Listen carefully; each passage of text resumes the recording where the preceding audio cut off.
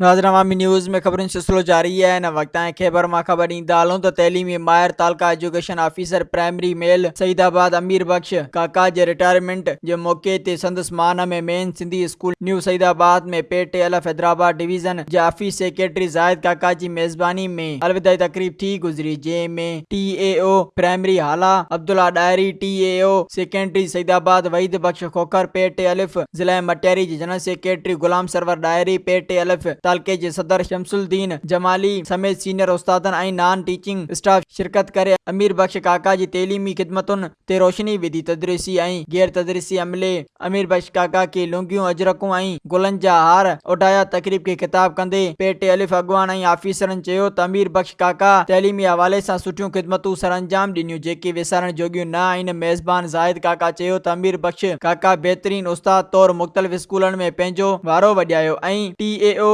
सईदाबाद जी हैसियत में पिण संदसि दौर बहितर रहियो। उस्तादनि तोड़े नान गैर तदरीसी अमले सां संदसि रवैयो शफ़क़त भरियो रहियो। पाण हिकु उस्ताद तौर पंहिंजो फर्ज़ एहसन अंदाज़ में निभायो, जंहिंजो फल संदसि औलाद जे कामयाबी तौर मिली रहियो अथसि। तकरीब जे ख़ासि महिमान तैलीमी माहिर अमीर बख्श काका, सीनियर उस्ताद अब्दुल खालिक चन्ना, अयाज गुल जो गज़ल यादगिरियूं रहिजी वेंदियूं। अमीर बख्श खे आरपे सुर विखेरे प्रोग्राम के 4 चंड लगाए छॾिया। प्रोग्राम में पेटे अलिफ ज़िला मटियारी जे खजांची अहमद अली जमाली, गुलाम रज़ा काका, MP काका ऐं ॿियनि शिरकत कई। मज़ीद खबरों और तफसीलात के लिए विजिट करें हमारी वेबसाइट www.awamiNewsHD.com।